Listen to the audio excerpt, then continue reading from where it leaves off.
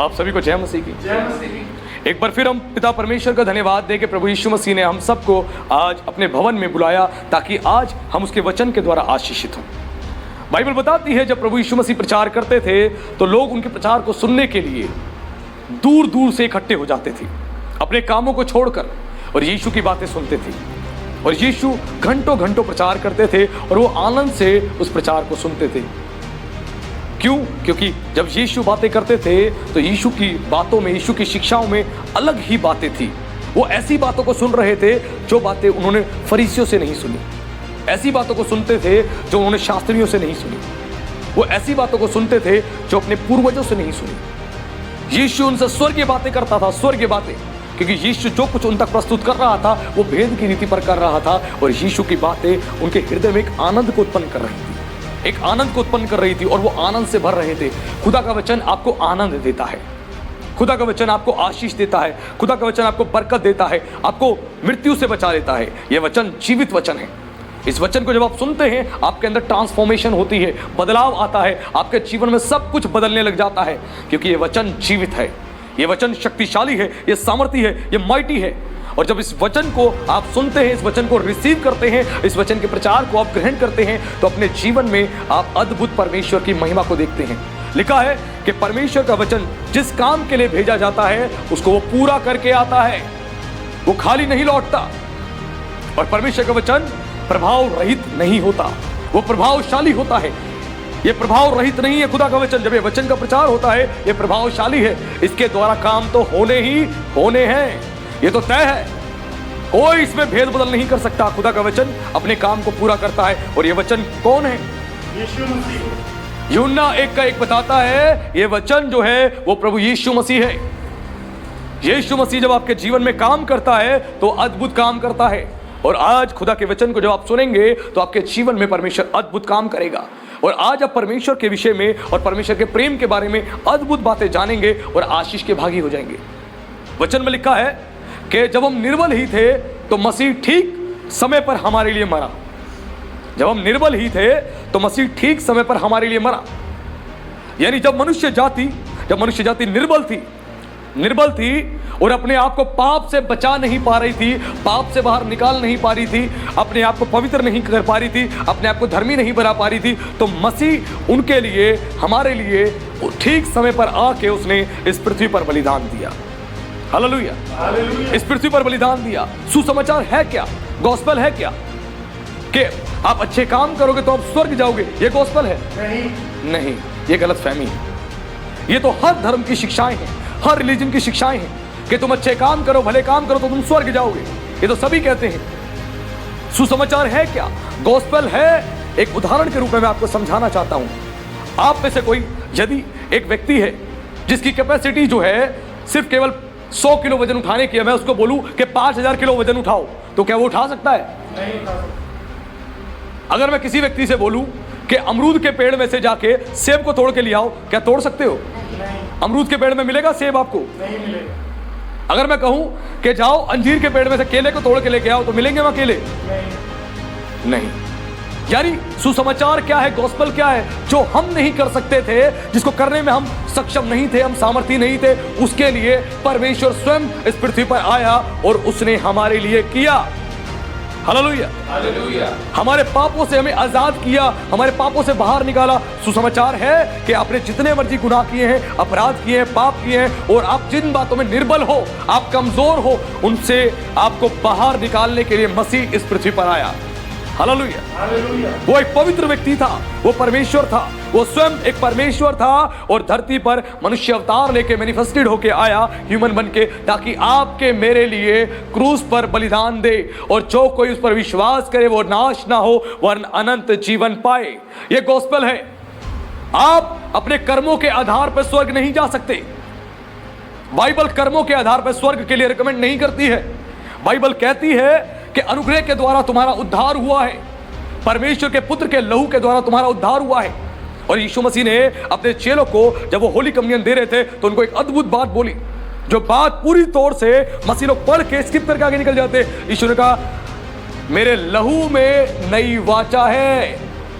पुरानी वाचा थी लहू की पुरानी वाचा थी, लहू बहाया जा रहा था और लहू बहाए जाने के बाद जानवरों का, पशुओं का लहू बहता था पापों की क्षमा के लिए, पापों के प्रायश्चित के लिए। वो बलिदान चढ़ाए जाते थे। और यीशु ने जब अपने चेलों को वो प्याला दिया तो बोला, ये प्याला मेरे लहू में नई वाचा है। यानी न्यू कवेनेंट की शुरुआत यहां से है, मेरे लहू के द्वारा। नई वाचा की जो शुरुआत है, तुम नई वाचा के जो मसीह हो, मेरे लहू के द्वारा इसमें तुम सहभागी हो चुके हो, मेरे लहू के द्वारा। यीशु ने कहा, मेरा लहू तुम्हें अनंत काल के लिए पापों की क्षमा दे रहा है, अनंत काल के लिए। इसी लहू के द्वारा तुम्हारा उद्धार है।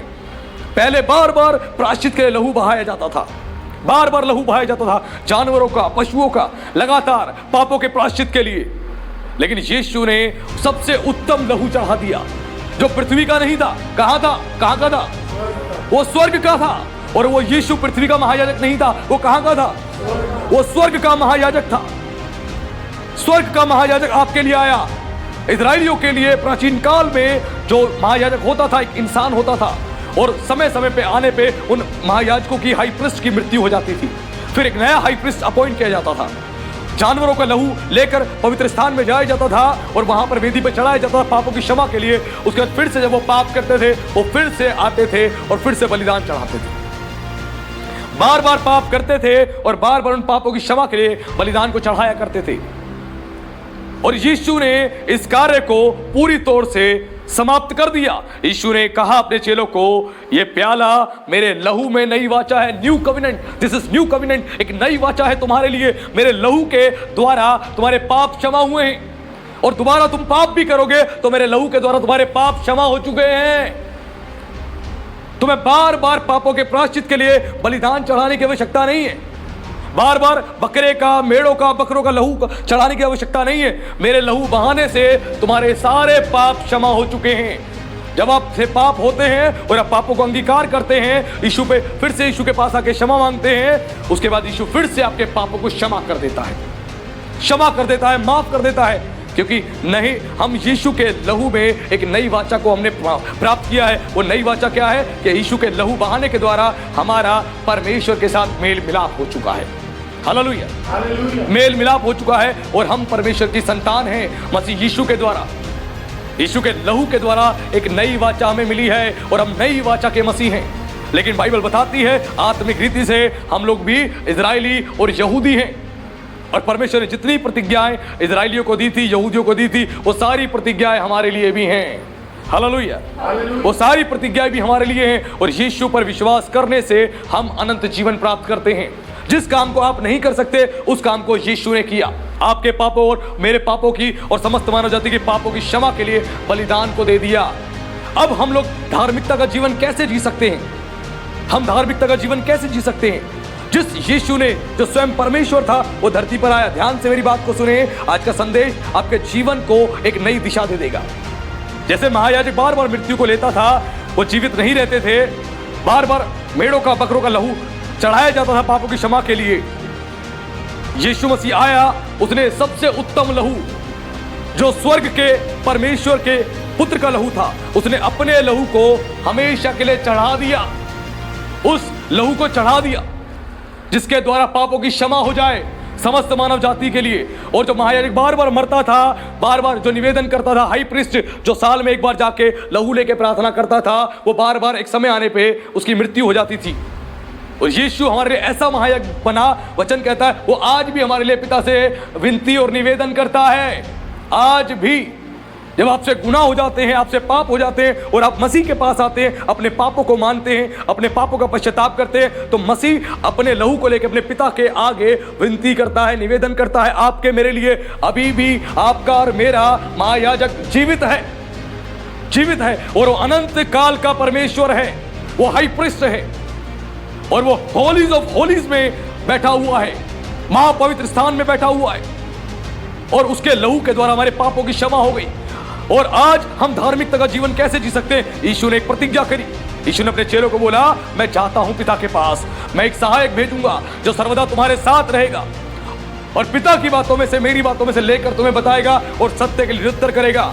जिस व्यक्ति ने, जो परमेश्वर स्वयं परमेश्वर था, जो मनुष्य पुत्र बन के धरती पर आया, जिसने आपके मेरे पापों की क्षमा के लिए लहू बहाया, कुर्बानी दी, हाई प्रीस्ट बन के आज भी महायाजक बन के निवेदन करता है, विनती करता है, वो स्वयं पिता के पास जाके वो आत्मा के रूप में हमारे पास आया है।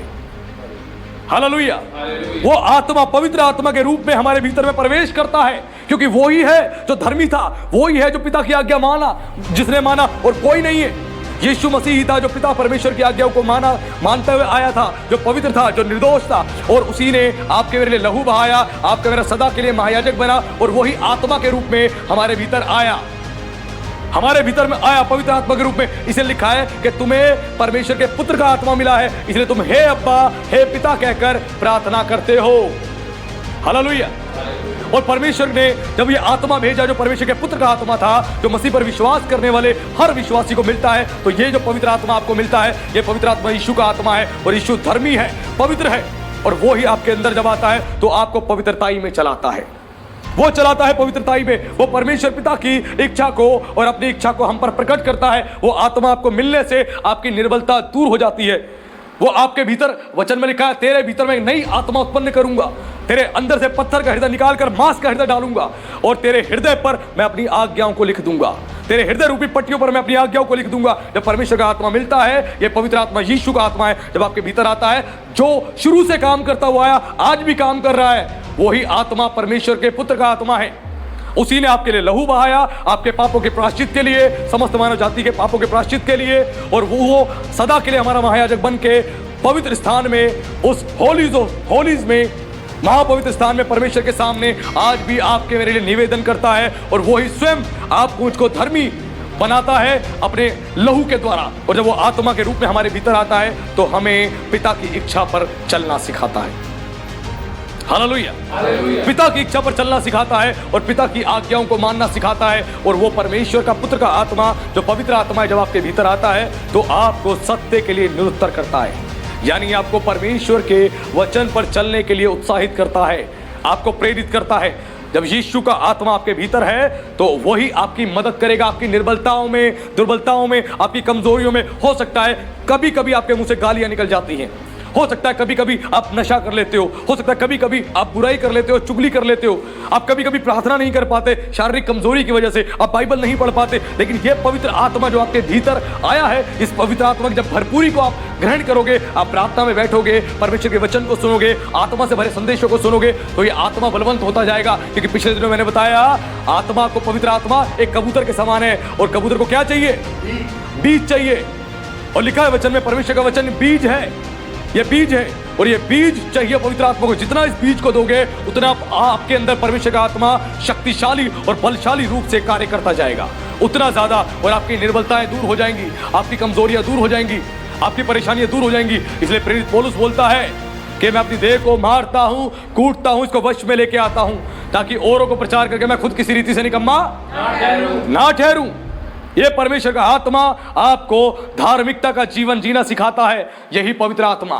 और ये पवित्र आत्मा आपके अंदर आपको बलशाली बनाता है, शक्तिशाली बनाता है, और आप बदल जाते हो, आपके अंदर ट्रांसफॉर्मेशन आ जाती है। और वही प्रेरित पौलुस कहता है कि अब तुम शरीर के अनुसार ना चलो। जब तुम आत्मा से परिपूर्ण हो जाते हो तो तुम शारीरिक क्रियाओं को मार देते हो, तुम्हारे अंदर शारीरिक क्रियाएं हैं, उनको तुम मार देते हो। जब प्रार्थना का समय आएगा तुम्हें गहरी नींद आएगी, बाइबल पढ़ने का समय आएगा गहरी नींद आएगी, तुम्हारा मन नहीं करेगा। इसीलिए वो कहता है, जो मैं करना नहीं चाहता वही मुझसे कार्य हो पड़ते हैं। मैं गाली देना नहीं चाहता, मेरे मुंह से निकल जाती है। मैं गुस्सा करना नहीं चाहता, पता नहीं मुझे गुस्सा आ जाता है। मैं बाइबल पढ़ना चाहता हूं लेकिन पढ़ नहीं पाता। मैं प्रार्थना करना चाहता हूं लेकिन मैं कर नहीं पाता। मेरी आत्मा तो परमेश्वर की बातों से बड़ी खुश रहती है, लेकिन मेरा शरीर, इसमें अलग ही बात दिखाई दे रही है। मेरा शरीर कुछ और ही कर रहा है। आत्मा तो खुश है, परमेश्वर की बातें सुन के उसकी व्यवस्था से प्रसन्न है, उसके वचन से खुश है, मेरी आत्मा मगन है, आनंदित है, लेकिन ये शरीर तो कुछ और ही कर रहा है। ये शरीर वो कार्य कर रहा है जो मुझे अच्छे नहीं लगते। आप में से कौन है किसी को गाली देना अच्छा लगता है? गुस्सा करना अच्छा लगता है? नशा करना अच्छा लगता है? जुआ खेलना अच्छा लगता है? नहीं, कोई भी नहीं है। लेकिन शरीर से कई बार ये काम प्रकट हो जाते हैं और हम बोलते हैं हम क्या करें, क्या करें? क्यों? क्योंकि हम शारीरिक रीति से हम कंट्रोल में हैं, हम शरीर के अनुसार चल रहे हैं। क्यों?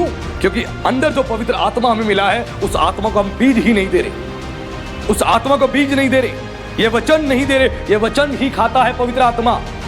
जो कबूतर के समान पवित्र आत्मा बताया कि जैसे कबूतर केवल बीज ही खाता है, वैसे पवित्र आत्मा को वचन ही चाहिए। जितना इस वचन को पढ़ोगे, वचन को पढ़ते जाओगे, प्रचार को सुनते जाओगे, उतना पवित्र आत्मा आपके भीतर शक्तिशाली बलवंत होता चला जाएगा, उतना ही सामर्थ्य होता चला जाएगा, और आपके अंदर से वो निकल के बाहर आएगा। आपके द्वारा अद्भुत काम प्रकट होंगे, और फिर आप शरीर के अनुसार नहीं चलोगे, आप आत्मा के अनुसार चलोगे। आत्मा के अनुसार यानी यीशु का आत्मा जैसे आपसे कहेगा आप वैसे चलोगे, वचन जैसे कहेगा वैसे चलोगे। कोई आपको ऐसा नहीं कि सिखाएगा तो ही आप करोगे, पवित्र आत्मा खुद आपको सिखाएगा, पवित्र आत्मा खुद आपको लीड करेगा, आपको गाइड करेगा, और शरीर की क्रियाएं आपकी खत्म हो जाएंगी। अभी शरीर की क्रियाएं आप पर हावी हो जाती हैं, जिसको ज्ञानेंद्रिया कहते हैं, ये आप पर हावी हो जाती है, और आप कई बार मसीह में आत्मिक जीवन में बढ़ नहीं पाते, आप स्टक हो जाते हो, आप रुक जाते हो। जहां आपने प्रार्थना रोकी आप स्टक हो जाओगे, जहां आपने वचन पढ़ना रोका आप स्टक हो जाओगे, आप आगे बढ़ ही नहीं पाओगे। जितना मर्जी अच्छे से अच्छे संदेशों को आप सुन लो, आपको व्यक्तिगत रूप से अंदर जो परमेश्वर का आत्मा आपको मिला है, उसका स्वागत, उसका आदर आपको ही करना पड़ेगा। इस शरीर को जैसे आप अच्छा भोजन देते हैं, अच्छा भोजन देते हैं, इसका ध्यान रखते हैं, वैसी जो परमेश्वर का आत्मा है, परमेश्वर के पुत्र का आत्मा है जो आपको मिला हुआ है, इसका आदर भी आपको ही करना पड़ेगा। और पवित्र आत्मा का भोजन है परमेश्वर का वचन। इस वचन को खाओ, जितना हो सके इस वचन को पढ़ो, मेडिटेशन करो, इस पर ध्यान केंद्रित करो, इस वचन से भरते जाओ। पवित्र आत्मा और बलशाली रूप से, शक्तिशाली रूप से आपके अंदर कार्य करना शुरू कर देगा, और आपकी शरीर की क्रियाएं खत्म हो जाएंगी, अपने आप खत्म हो जाएंगी। शरीर कहेगा आराम कर, आत्मा बोलेगा प्रार्थना कर। शरीर को आप पकड़ के बिठाओगे प्रार्थना में, इसलिए पौलुस कहता है इस शरीर को पकड़ के बिठाता हूं, मैं मारता हूं और कूटता हूं, इसको वश में लेके आता हूं। सोना नहीं है, बैठ प्रार्थना में, फिल्म नहीं देखनी, चल वचन पढ़, बिठाता हूं। वो इस देह को मारता कूटता वश में रहता है। आप जब आत्मा में बलवंत हो जाओगे तो शरीर आपका निर्बल हो जाएगा, निर्बल हो जाएगा।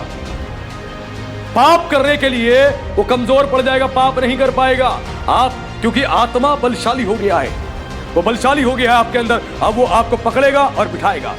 आज 99% क्रिश्चियंस जो सबसे ज्यादा अपने पास्टर से प्रार्थना करवाते हैं, और मेरे पास भी प्रार्थना रिक्वेस्ट आती है कि पास्टर जी हम आत्मिक जीवन में बढ़ना चाहते हैं।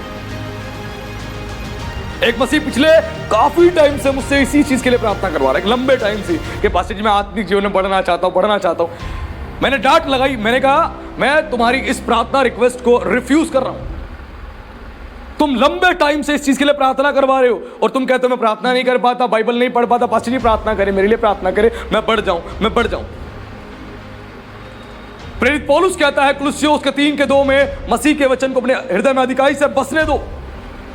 वचन जब अधिकाई से तुम्हारे अंदर बसेगा तो तुम्हें प्रार्थना की इंपॉर्टेंस समझ आएगी। यीशु ने कहा जागते रहो, प्रार्थना करते रहो, ताकि तुम परीक्षाओं में ना पड़ो। मेरे बेटे मेरी बेटियों, तुम टेम्पटेशंस में नहीं पड़ोगे, व्यभिचार के टेम्पटेशंस में, नशे के टेम्पटेशंस में, गलत संगति की टेम्पटेशंस में तुम नहीं पड़ोगे, तुम बीमारियों में नहीं पड़ोगे। जब तुम प्रार्थना करते रहोगे तो वचन जब हृदय में अधिकाई से बस जाएगा तो तुम्हें उसकी इंपॉर्टेंस पता होगी। तुम्हें इंपॉर्टेंस पता ही नहीं प्रेयर की, इसलिए तुम करते ही नहीं। तुम्हें वचन पढ़ने की इंपॉर्टेंस पता ही नहीं, ये तुम्हारी प्रतिज्ञा है, तुम्हारी आशीष है, खुदा की वाणी है, तुम्हें पता ही नहीं, इसलिए तुम पढ़ते ही नहीं हो। आपके फायदे की बात है, आपके फायदे की, किसी दूसरे की फायदे की बात नहीं। आज अगर यहां पर कोई पॉलिटिशियंस बोले कि फ्री में गैस सिलेंडर चूल्हा मिल रहा है, सब पहुंच जाएंगे। अपने डॉक्यूमेंट्स लेके आओ, गैस सिलेंडर और चूल्हा लेके जाओ, राशन मिल रहा है, आ जाओ, सब लाइन लगा लेंगे, घंटों घंटों खड़े हो जाएंगे उस सिलेंडर को लेने के लिए, चूल्हे को लेने के लिए, राशन लेने के लाइन में लग जाएंगे, क्योंकि हमारे फायदे की बात है, फायदे की बात है। और जैसे जैसे पॉलिटिशियंस बोलेगा हम सुनेंगे। वो अगर बिठा के बोलेगा 4 घंटा बैठो, 6 घंटा बैठो, मेरा भाषण चलेगा, उसके बाद बैठेगा, ठीक है, हम आराम से बैठेंगे, ठीक है, हम सब कुछ सुनेंगे। और पास्टर आपके फायदे की बात जब प्रचार के द्वारा बताता है, उसमें 1 घंटा लगता है, 1.5 घंटा, तो कई बार हम लोग परेशान हो जाते हैं। आपके फायदे की बात है, आपकी ब्लेसिंग की बात है, आपको इंपॉर्टेंस समझनी है, प्रेयर की कितनी जबरदस्त इंपॉर्टेंस है। अगर सीखनी है डैनियल से सीखे, 3 पहर प्रार्थना करता रहा, उसके विरुद्ध घोषणा पत्र निकल गया, उसके बाद भी घुटने टेक के अपने बाप के आगे प्रार्थना करता रहा, पीछे नहीं हटा। उसको पता है मेरे विरुद्ध है सारी बातें, पलटी नहीं मार गया, अपने बॉस के आगे, अपने मालिक के आगे, अपने राजा के आगे कि ठीक है राजा, जैसा तू कह रहा है वैसा करूंगा। अपने परमेश्वर को सर्वप्रथम और पहला स्थान दिया। 3 टाइम बैठ के प्रार्थना करता रहा। विश्वास हमेशा परखा जाता है। जब विश्वास में आप चलोगे, आपका विश्वास परखा जाएगा। विश्वास सबका परखा जाता है। कोई व्यक्ति ऐसा नहीं जिसका विश्वास परखा नहीं जाता। विश्वास हर एक का परखा जाता है। डैनियल विश्वास में इतना बुलंद था, मजबूत था, उसका विश्वास परखा गया। परीक्षा आई उसके ऊपर। शैतान ने सोचा अब देखता हूं जो डैनियल तो 3 टाइम प्रार्थना करता है, अब कैसे नहीं छोड़ेगा, मैं छुड़वाऊंगा इसकी।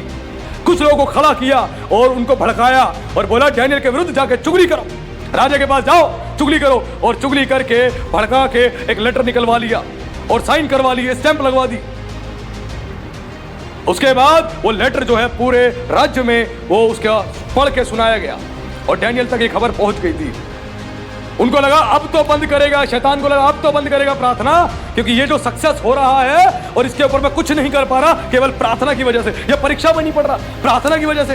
ये लगा रहता है प्रार्थना में, 3 टाइम प्रार्थना कर रहा है। ये गुलामी में आया था और आज ये राजा के बिल्कुल बराबर वाले पद पे आ चुका है। राजा इससे पूछे बिना कोई काम नहीं करता। अच्छा डैनियल, तुझे तो मैं छोड़ूंगा नहीं। शैतान ने सोचा मैं छोड़ूंगा नहीं तुझे, तेरी प्रार्थना बंद करवाऊंगा, तू बहुत प्रार्थना कर रहा है, तेरी प्रार्थना छुड़वानी है मुझे। और डाल दिया उसको सीओ की मांद में। और सीओ की मांद में जब डाला गया तब भी वहां घुटने टेक कर प्रार्थना कर रहा था। उसकी प्रार्थना का रिजल्ट परमेश्वर ने दिया और उसको सीओ की मांद में जब डाला गया तो वहां पे शेरों ने कुछ भी नहीं किया, क्योंकि परमेश्वर ने दूत भेज दिया उसी वक्त। और दूत ने आके शेरों के मुंह को बंद कर दिया कि तुम मेरे बेटे को नहीं खाओगे, शांत होकर बैठ जाओ। क्योंकि ईश्वर की आज्ञा जानवर भी मानते हैं, सब कोई मानता है, सृष्टि तक मानती है, आंधी तूफान मानते हैं, सब कोई ईश्वर की आज्ञा मानते हैं। और परमेश्वर ने अपने बेटे के लिए उन शेरों के मुंह को बंद करवा दिया अपना दूत भेजकर। और डैनियल आराम से रात भर प्रार्थना करता रहा, धन्यवाद करता रहा। और जब राजा आया सुबह, आवाज लगाई डैनियल, डैनियल, हाँ राजा दारा, तू सदा जीवित रहे। और जब उसकी आवाज सुनी, उसको बाहर निकलवाया आनंद से और बोला तेरा परमेश्वर जिसकी तू उपासना करता था, सच में वो जीवित है। हालेलुया। हालेलुया। आपके जीवन में परेशानियां आएंगी, आपका विश्वास परखा जाएगा। आप मसीह में विश्वास से चल रहे हो, आपका विश्वास हो सकता है परखा जाए। बीमारी शैतान शरीर में डाल दे, कमजोरी डाल दे, दुर्बलता डाल दे, कर्जे में डाल दे, परेशानी में डाल दे, घर में कलेश डाल दे, लड़ाई झगड़ा डाल दे, चारों तरफ से आपका बॉस आपको परेशान करे, मैनेजर दुखी करे, हर तरीके से आपके ऊपर परसिक्यूशन आ सकता है, सताव आ सकता है। आपका विश्वास परखा जा रहा है, आपका विश्वास परखा जा रहा है। अगर आप फिर भी घुटने टेक के प्रार्थना करते हैं, बाइबल पढ़ते हैं, वचनों को, प्रतिज्ञाओं को क्लेम करते हैं, तो वो आपका कुछ भी नहीं कर पाएगा, कुछ भी नहीं। और परमेश्वर उस परीक्षा से आपको बाहर निकालेगा, आपको बाहर निकालेगा। शद्रक, मेशक, अबेदनगो विश्वास में बुलंद, शक्तिशाली और मजबूत थे। डैनियल के दोस्त, केवल डैनियल नहीं, डैनियल के दोस्त भी परमेश्वर पर अद्भुत विश्वास करते थे, अद्भुत विश्वास में कमजोर नहीं थे, वचन से भरे हुए थे। और जब सारे राज्य के सामने दंडवत किया गया उस मूर्ति को, सबने दंडवत किया, लेकिन इन तीनों ने नहीं किया। और ये नबूकदनेस्सर के गवर्नमेंट के अंदर ये उच्च अधिकारी थे, टॉप लेवल के मिनिस्टर्स थे। ये चाहते तो हमें फायर कर दिया जाएगा, हमें निकाल दिया जाएगा, मार दिया जाएगा। ये डर के मारे सब कुछ करते। जैसा आप कह रहे हो स्वामी, हम आपकी बात को मान लेते हैं। कौन देख रहा है? परमेश्वर कहां देख रहा है? हम झुक जाते हैं। बहुत सारे क्रिश्चियंस बेचारे घबराहट से, डर से, अपने बॉस के, पॉलिटिकल लीडर के, लोगों के डर से अपनी जुबान बदल देते हैं, अपने विश्वास को बदल देते हैं, झुक जाते हैं। नौकरी पाने के लिए, व्यापार में प्रॉफिट कमाने के लिए झुक जाते हैं, गिर जाते हैं। इन तीनों ने बोला नहीं, हम नहीं झुकेंगे। और उसके बाद इन पे कंप्लेंट आई कि तेरे राज्य में 3 लोग हैं ऐसे। सबने गिर के उस मूर्ति को दंडवत किया, इन तीनों ने नहीं किया। अच्छा, ऐसी किसकी गुस्ताखी? किसने ऐसा किया? कौन है वो लोग? ये हैं तेरे लोग। अच्छा, ये लोग तो प्रतिष्ठित है मेरे यहाँ पर, बुद्धिमान लोग हैं, मेरे राज्य को संभालते हैं। उनके लिए राजा ने थोड़ा दिल बड़ा करके दिखाया। एक काम करो, तुमने हो सकता है अनजाने में तुमने ना किया हो, मैं दोबारा से मैं तुर्री फुकवा देता हूं, मैं बजवा देता हूं वीणा को, अब झुक जाओ, दंडवत कर लो। उसने बोला राजा, हम दंडवत नहीं करेंगे तेरी मूर्ति को, नहीं करेंगे दंडवत। हमारा परमेश्वर तेरे हाथ से भी हमें बचा सकता है, और ना भी बचाए तो भी हमारा परमेश्वर है, ना भी बचाए तो भी परमेश्वर है। शैतान तू डाल ले, जितनी मर्जी परेशानी डालनी है डाल ले, हमारा परमेश्वर हमारे साथ खड़ा है। तुझे जो करना है कर ले, वो हमारे साथ खड़ा है। कोई पीड़ा, कोई परेशानी, कोई दर्द, शरीर में परेशानी है, पीड़ा है, दर्द है, बीमारी है, वो परेशान कर रही है, कोई बात नहीं, तू कर ले, मेरा परमेश्वर मेरे साथ है। वो चंगा करेगा तो भी मेरा परमेश्वर है, और नहीं करेगा तो भी मेरा परमेश्वर है। लेकिन मेरी चंगाई के लिए उसने कोड़े खा लिए हैं, तो मैं चंगा हो चुका हूं। उसकी प्रतिज्ञाओं को क्लेम करें। उसके बाद राजा को क्रोध आया, अच्छा मेरी बात नहीं सुनी, अब एक काम करो, इस आग के भट्टे को 7 गुना धधका दिया जाए, 7 टाइम्स इसको इंक्रीज कर दिया जाए। जब शैतान के आगे आप घुटने नहीं टेकते हो ना, उसके आगे नहीं झुकते, वो परेशानी को 7 गुना बढ़ा देता है। कहता है अच्छा दर्द और दूंगा तुझे, पीड़ा और दूंगा, कलेश और दूंगा, सताव और दूंगा, तेरे घुटने तो मैं टिकवा दूंगा अपने आगे बेटा। उसके बाद 7 गुना उस आग के भट्टे को भड़का दिया गया, और तीरों को उठाकर आग में डाल दिया गया। और बाइबल बताती है, कलाम बताता है, जितने लोग उनको उठा के डालने जा रहे थे वो लोग जल के झुलस के मर गए। इतनी भयानक आग थी, और उन तीनों को आग के भट्टे में डाल दिया। और राजा क्या देख रहा है कि तीनों तो उसके अंदर वॉक कर रहे हैं, चल रहे हैं, चिल्लाने की आवाज नहीं आ रही, चीखने की आवाज नहीं आ रही आग के भट्टे में। और फिर क्या देखता है, अरे हमने क्या 3 व्यक्ति नहीं डाले थे, इसमें तो कोई चौथा भी है, और जो चौथा पुरुष है वो ईश्वर के पुत्र के समान है, ईश्वर के पुत्र के सदृश है। और वो देखकर आश्चर्यचकित हो गया। वचन में लिखा है, उसकी कमर के कटी बंद, उसके जोड़ हिल गए, जो बल था वो घट गया।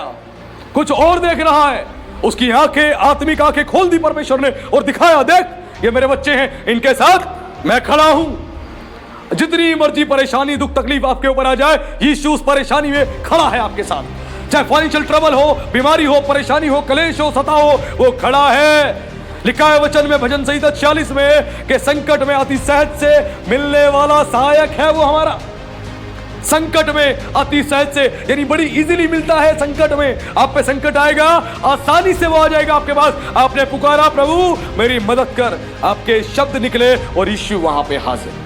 Hallelujah, hallelujah. और वो खड़ा हो गया उनके साथ, और आग भी उनको जला नहीं पाई। और वो वचन, वो भविष्यवाणी, वो प्रतिज्ञा पूरी हुई कि आग तुझे जला नहीं पाएगी और जल तुझे डुबा नहीं पाएगा। इस्राएलियों को जल डुबा नहीं पाया, लाल समुद्र का जल तो था वो डुबा नहीं पाया उसको। शद्रक, मेशक, अबेदनगो को आग जला नहीं पाई, कुछ ही नहीं कर पाया इनको, कोई परेशानी नहीं डाल पाए शैतान इनके जीवन में, इनको नाश करने के लिए। जितना कुछ उसने किया वो सब विफल हो गया। क्यों? विश्वास में बुलंद थे, मजबूत थे। आज बहुत से लोग विश्वास में हैं, लेकिन विश्वास में कमजोर पड़ जाते हैं। कमजोर नहीं पड़ना है, यीशु आपके साथ खड़ा है। और उन तीनों को उसके बाद ऊंचा पद मिला। डैनियल को फिर ऊंचा पद मिला। जब परीक्षाओं से आप बाहर निकलते हो, परमेश्वर आपको ऊंचा पद देता है। लिखा है वो मुकुट मिलता है आपको, महिमा का मुकुट आपके सर पे रखा जाता है। क्यों? क्योंकि आप उस क्राउन के लायक हो। उस परीक्षा में आप सफल हो गए। परमेश्वर कब आपको अपनी सेवा के लिए इस्तेमाल करता है, कब आपको आगे बढ़ाता है? जब आप परीक्षाओं में स्थिर रहते हो।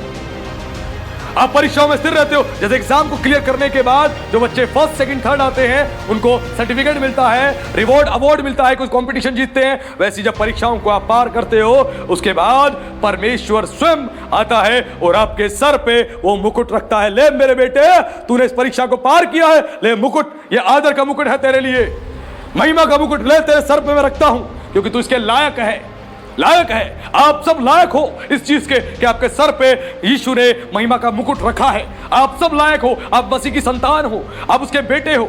आपको डरने की आवश्यकता नहीं, घबराने की आवश्यकता नहीं। आपको समझना है कि यीशु हमसे कितना प्रेम करता है। हम जिस चीज में असमर्थ हैं, उस चीज में यीशु सामर्थी है।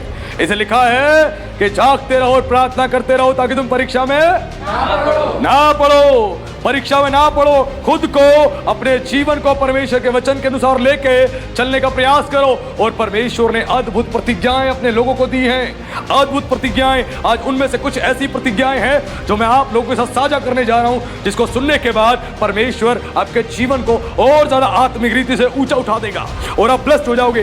पहली प्रतिज्ञा हम लोग खोलेंगे यहोशू की पुस्तक अध्याय 1 उसके पद 8 को पढ़े। क्या लिखा है?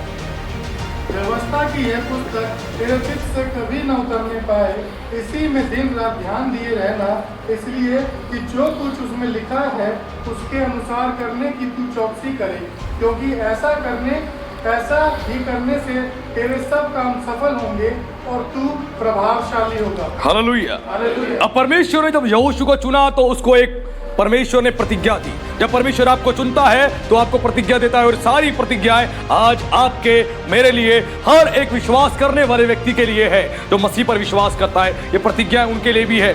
यहाँ पर एक बात बताई गई थी, यहोशू को बोला गया था कि व्यवस्था की यह पुस्तक तेरे चित्त से कभी ना उतरने पाए। वैसे परमेश्वर आपसे कह रहा है, मेरे बेटे मेरी बेटी, इस बाइबल की शिक्षाएं तेरे चित्त से कभी भी उतरने ना पाए। इस वचन को अपने हृदय रूपी पट्टियों पर लिख, कभी भी उतरने ना पाए। तेरे याद रहे, तुझे स्मरण रहे कि मैंने क्या कहा है, मैंने क्या बोला है, मेरा वचन तुझे पता रहे, उतरने ना पाए। इसी में दिन रात ध्यान दिए रहना, दिन रात, डे और नाइट इसको मेडिटेट करना, मेडिटेशन करना, परमेश्वर के वचन का अध्ययन करना, दिन और रात इस वचन को अध्ययन करना। उसके बाद ऐसा करने से क्या होगा? इसलिए कि जो कुछ उसमें लिखा है उसके अनुसार करने की तू चौकसी करना। तू रात दिन जब वचन को अध्ययन करेगा तो तुझे पता रहेगा इसमें क्या लिखा है मेरे लिए, कि मैं क्या करूं, मैं कैसे जीवन को जीऊं, मैं कैसे परमेश्वर को खुश करूं।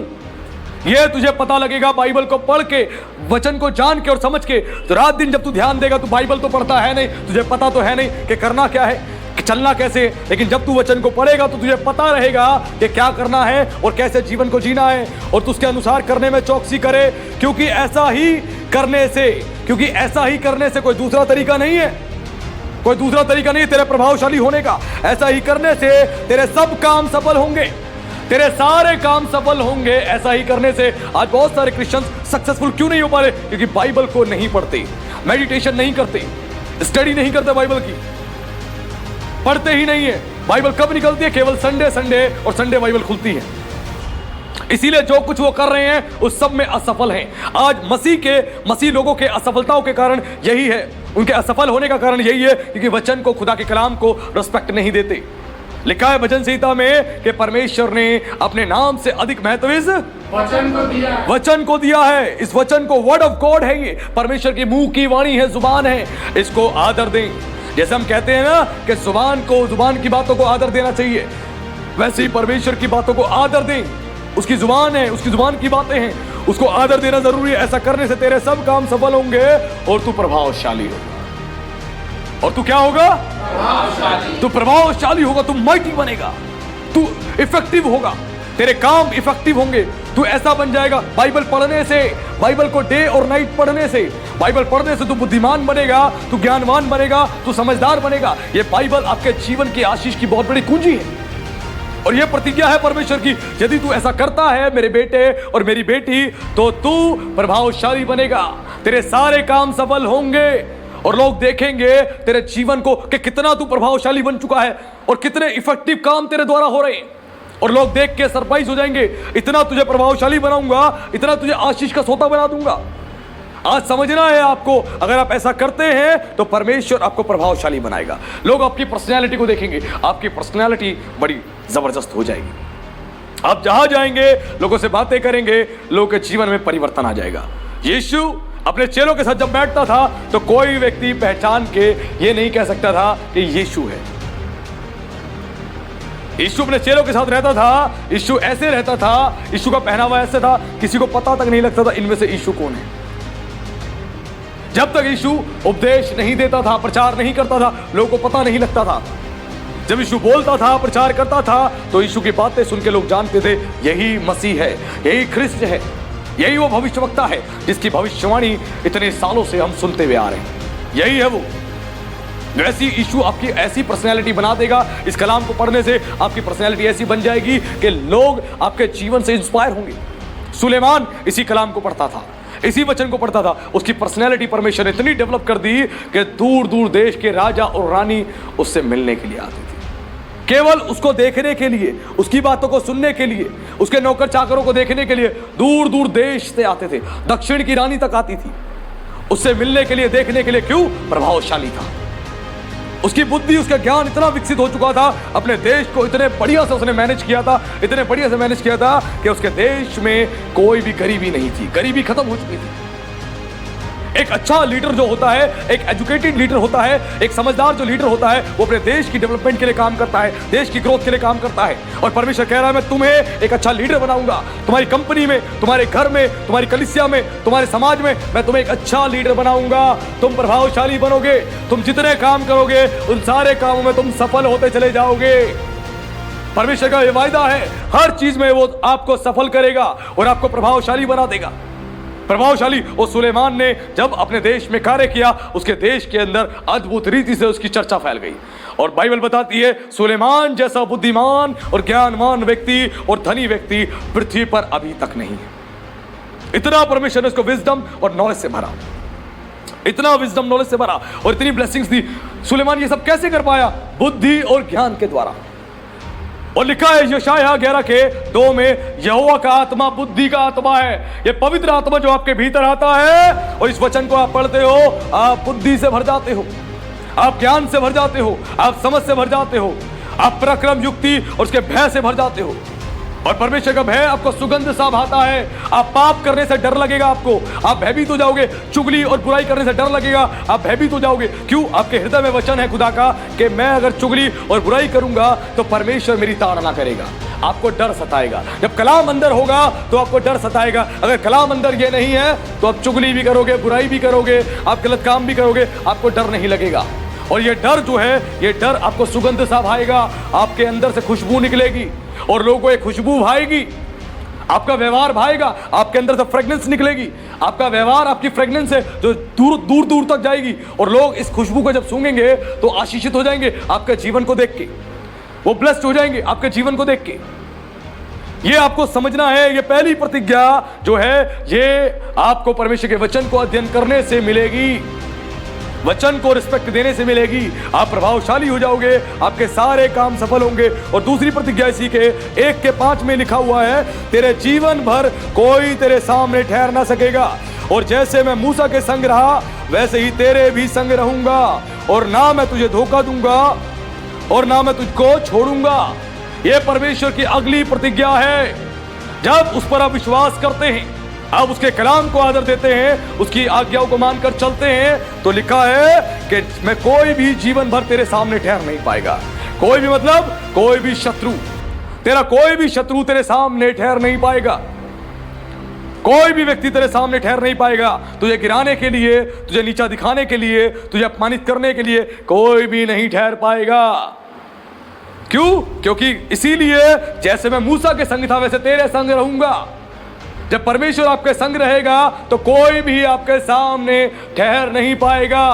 लिखा है वचन में, प्रेरितों में, जब स्तुफनुस को पकड़ा गया था, उसको पकड़ के उस पे दोष लगाया गया, पथराव किया जा रहा था, और जब स्तुफनुस उनसे बातें कर रहा था, ध्यान समझे, जब स्तुफनुस उनसे बातें कर रहा था तो उसकी बातें इतनी बुद्धि और ज्ञान से भरी हुई बातें थी। यहूदी ज्ञानी पुरुष और जितने लोग वहां खड़े थे, शास्त्री, फरीसी, कोई भी उसके ज्ञान के सामने ठहर नहीं पा रहे थे, कोई भी नहीं। और वचन बताता है सब ने उसके जब मुख की तरफ देखा तो क्या देखा? उसका मुंह स्वर्गदूत के समान दिखाई दे रहा था। सब ने उसके चेहरे की तरफ देखा, उसका चेहरा स्वर्गदूत के समान दिखाई दे रहा था। और सब देख के आश्चर्यचकित हो गए, ये क्या है, ये क्या है? क्योंकि परमेश्वर ने उसको बुद्धि और ज्ञान की आत्मा से भर रखा था। प्रभावशाली था वो, बुद्धि ज्ञान से भरा हुआ था। और लोगों ने जब उसके चेहरे की ओर टकटकी लगाई तो वचन बताता है, कलाम बताता है, उन सब ने क्या देखा? उसका चेहरा स्वर्गदूत के समान दिखाई दे रहा है, स्वर्गदूत के समान। आपके अंदर परमेश्वर की प्रेजेंस दिखाई देगी, खुदा दिखाई देगा, खुदा की अद्भुत सामर्थ दिखाई देगी। और ये चीज उन लोगों ने देखी, वो प्रभावशाली हो गया। आप प्रभावशाली हो जाओगे। लोग बोलेंगे आपको देख के, आपके फेस को देख के, आपकी बातों को सुन के, ये कोई साधारण व्यक्ति नहीं। कुछ तो अलग बात है इसमें, कुछ तो अलग बात है, ये साधारण नहीं, ये एक्स्ट्रा ऑर्डिनरी पर्सन है। क्योंकि परमेश्वर आपको ऐसा बना देगा, आप इतने प्रभावशाली हो जाओगे, आप इफेक्टिव हो जाओगे जब वचन को डे और नाइट स्टडी करोगे। और परमेश्वर जैसे मूसा के संग रहा वैसे आपके संग रहेगा, और वैसे आपके संग रहेगा। और लिखा है कि वो तुझे कभी भी धोखा नहीं देगा। परमेश्वर धोखा नहीं देगा। तेरे ऊपर विपत्ति आएगी, परेशानी आएगी, कोई संकट में तू होगा, वो तुझे धोखा नहीं देगा, तुझे छोड़ के नहीं भागेगा। वो कह रहा है तेरे ऊपर संकट आए, मुसीबत आए, परेशानी आए, मैं तेरे साथ खड़ा रहूंगा, मैं खड़ा रहूंगा। वो धोखा नहीं देगा। और लिखा है साथ में, वो तुझको नहीं छोड़ेगा और तुझको छोड़ेगा भी नहीं, तेरे साथ बना रहेगा, तुझे छोड़ने वाला नहीं है। यीशु ने कहा जो मेरी बातों को सुनता है और मानता है, उस पर चलता है, उसने अपना घर चट्टान पर बना रखा है। खुदा के कलाम पर जो चलता है, उसने अपने आत्मिक जीवन को, अपने आत्मिक घर को उस चट्टान पर यानी वचन पर बना रखा है। जब आपकी बेस, आपकी नींव चट्टान पे होगी यानी वचन के ऊपर होगी, तो कोई भी आंधी, तूफान, बरसात आपके घर को गिरा नहीं सकती। कोई बीमारी आपको गिरा नहीं सकती, कोई कलेश गिरा नहीं सकता, कोई परेशानी गिरा नहीं सकती, कोई कर्जा गिरा नहीं सकता, कोई भी चीज आपको गिरा नहीं सकती। तुम गिरोगे नहीं, क्योंकि तुम मसीह की संतान हो, तुम मसीह के बच्चे हो। तुम्हें कोई नहीं गिरा पाएगा, तुम नहीं गिरोगे, क्योंकि तुम्हारी जो चट्टान है, तुम्हारा आत्मिक घर वचन पे है। वचन कहता है, उसने कहा मैं तुझे छोड़ूंगा नहीं, मैं तुझे धोखा दूंगा नहीं, तू प्रभावशाली बनेगा। तेरे अपराधों के लिए, तेरे गुनाहों के लिए मैंने क्रूस पर बलिदान दिया है, तेरी बीमारी के लिए मैंने कोड़े खाए हैं ताकि तू चंगा हो जाए। तो कोई चीज तुझे गिरा नहीं सकती, ना कोई बीमारी, ना कोई व्यक्ति, और ना कोई पॉलिटिकल लीडर, और ना ही कोई समाज का व्यक्ति तुम्हें नहीं गिरा सकता। क्यों? क्योंकि परमेश्वर तुम्हारे साथ है। तुम्हारी जो नींव है वो चट्टान पर डली हुई है, तुम्हारा कोई भी कुछ नहीं बिगाड़ पाएगा। और ऐसी ही एक अद्भुत प्रतिज्ञा परमेश्वर ने अपने लोगों के लिए दी है, आप लोगों के लिए दी है, मेरे लिए दी है, हर एक विश्वासी के लिए दी है। उसके लिए खोलेंगे उत्पत्ति की पुस्तक अध्याय 12 उसके पद 3। जो तुझे आशीर्वाद दे उन्हें मैं आशीष दूंगा, और जो तुझे कोसे उसे मैं शाप दूंगा, और भूमंडल के सारे कुल तेरे द्वारा आशीष पाएंगे। हालेलुया। तीसरी प्रतिज्ञा है। पहली प्रतिज्ञा परमेश्वर ने बताई, जब उसके वचन को डे नाइट स्टडी करोगे तो सारे काम तुम्हारे सफल होंगे। वचन पर जीवन जियोगे, सारे काम सफल होंगे और तुम प्रभावशाली बनोगे। उसके बाद जैसे मैं मूसा के संग था, वैसे मेरे बेटे, मेरी बेटी, मैं तेरे संग रहूंगा, और मैं तुझे धोखा नहीं दूंगा, और कोई तेरे सामने ठहर नहीं पाएगा, तेरा शत्रु। उसके बाद तीसरी प्रतिज्ञा क्या है? जो तुझे आशीर्वाद दे उन्हें मैं आशीष दूंगा, और जो तुझे आशीर्वाद दे उन्हें मैं आशीष दूंगा। ये प्रतिज्ञा परमेश्वर ने अब्राहम को और अब्राहम के वंश को दी थी, और यही प्रतिज्ञा परमेश्वर ने इसहाक को दी, और यही प्रतिज्ञा याकूब को दी, जो याकूब जो इजराइल कहलाता है। और लिखा है, याकूब को, इजराइल को जो आशीष देगा उसे मैं आशीष दूंगा, जो उसको श्राप देगा उसे मैं श्राप दूंगा। और हम अब्राहम की संतान हैं, उसके वंशज हैं, और आत्मिक रीति से हम भी यहूदी हैं, इजराइली हैं। अगर कोई हमें भी श्राप देगा तो परमेश्वर उसको भी श्राप देगा, और जो हमें आशीष देगा परमेश्वर, जो हमें आशीर्वाद देगा परमेश्वर उसको भी आशीष देगा। यह परमेश्वर की प्रतिज्ञा है। आज यदि आप पर कोई भी श्राप देता है तो आपको श्राप नहीं लगेंगे। किसी का श्राप जितने मर्जी श्राप दे दे, उसका एक भी श्राप आप पर सफल नहीं होगा। चाहे कोई भी व्यक्ति हो, कोई ट्रांसजेंडर क्यों ना हो, कोई भी अगर आप पर श्राप देगा, आप पर श्राप नहीं लगेंगे, क्योंकि आप मसीह हो। वरन आपको जो श्राप दे रहा है वो खुद श्रापित हो जाएगा। मसीह में परमेश्वर की ओर से अद्भुत आशीषें हैं आपके लिए। जो आपको श्राप देगा वो खुद श्रापित हो जाएगा, और यदि कोई आपको आशीर्वाद देगा तो परमेश्वर उसको आशीष देगा। और लिखा है, भूमंडल के सारे कुल तेरे द्वारा आशीष पाएंगे। केवल अब्राहम के द्वारा नहीं, यह प्रतिज्ञा आपके लिए भी है। आपके द्वारा पृथ्वी के, भूमंडल के सारे कुल आशीष पाएंगे। परमेश्वर तुम्हें अपनी सेवा के लिए इस्तेमाल करेगा, और तुम्हारे द्वारा लोगों तक आशीष पहुंचेगी। हालेलुया। तुम्हारे द्वारा आशीष पहुंचेगी। तुम प्रार्थना करोगे, लोग चंगे होंगे, लोगों को सुसमाचार सुनाओगे, उनका हृदय बदलेगा, उनका जीवन बदलेगा, उनका मन बदलेगा, और लोग बोलेंगे, ब्रदर प्लीज मेरे लिए प्रार्थना करें, सिस्टर प्लीज मेरे लिए प्रार्थना करें, प्लीज परमेश्वर से पूछे मेरे लिए कि परमेश्वर क्या मेरे जीवन में चाहता है। लोग आपके पास आएंगे और आपसे बोलेंगे कि मेरे लिए प्रार्थना करो। आपको परमेश्वर इतना शक्तिशाली बना देगा, आशीष का सोता बना देगा कि लोग आपके द्वारा आशीष पाएंगे। देखा, भूमंडल के सारे कुल तेरे द्वारा आशीष पाएंगे। परमेश्वर पृथ्वी की सारी कम्युनिटी को, सारी कास्ट को, हर एक जाति, हर एक धर्म वर्ग के लोगों को आपके द्वारा आशीषित करेगा। हालेलुया, आपके द्वारा आशीषित करेगा और वो सभी लोग आपके द्वारा आशीषित हो जाएंगे। क्यों? क्योंकि परमेश्वर ने आपको आशीष का सोता बनाया है, ब्लेसिंग का सोर्स बनाया है। आप मसीह की संतान हो। लिखा है कुरिन्थियों में कि आपका देह पवित्र आत्मा का मंदिर है। तो परमेश्वर का तेज कहां दिखेगा? मंदिर में दिखेगा। उसकी सामर्थ मंदिर में दिखेगी, उसका तेज मंदिर में दिखेगा, उसका ज्ञान मंदिर में दिखेगा, उसकी बुद्धि की बातें मंदिर में दिखेगी। वो स्वयं मंदिर में दिखेगा। वो मंदिर आप हो। हालेलुया। लोगों ने देखा स्तुफनुस के चेहरे से, उसका चेहरा स्वर्गदूत के समान दिखाई दे रहा था। आपके चेहरे से रोशनी निकलेगी, रेंज निकलेगी, आपकी बातों से प्रकाश निकलेगा। लिखा है वचन में कि बुद्धिमान के बोलने से लोग चंगे हो जाते हैं। आप बुद्धि और ज्ञान की आत्मा से भरे होगे, आप बात करोगे, लोग चंगे हो जाएंगे, आत्मिक रीति से चंगे हो जाएंगे, हृदय से चंगे हो जाएंगे, आत्मा से बदल जाएंगे। आपकी बातों से आपको परमेश्वर इतना आशीष का सोता बना देगा।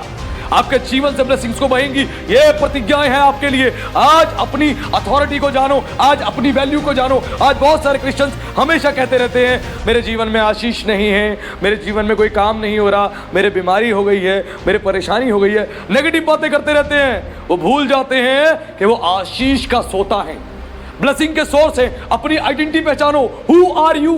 तुम्हारी आइडेंटिटी क्या है? तुम्हारी आइडेंटिटी है तुम मसीह के राजदूत हो, एम्बेसडर हो। तुम्हारी आइडेंटिटी है तुम परमेश्वर की संतान हो। तुम्हारी आइडेंटिटी है तुम प्रिंस हो, प्रिंसेस हो, तुम राजकुमार, राजकुमारिया हो। यह तुम्हारी आइडेंटिटी है। तुम्हारा खुदा कौन है? तुम्हारा पिता कौन है? वो स्वर्ग का परमेश्वर है, इस ब्रह्मांड का प्रभु है। यह तुम्हारी आइडेंटिटी है। इतनी बड़ी आइडेंटिटी होने के बाद भी आज हम कमजोर बन के चल रहे हैं। आज बीमारी आपके पास है, डांटे उस बीमारी को, डांटे उस बीमारी को। जब अंजीर के पेड़ में फल नहीं थे तो यीशु ने उस पेड़ को क्या करा? श्राप दे दिया और पेड़ सूख गया और चेले हैरान हो गए।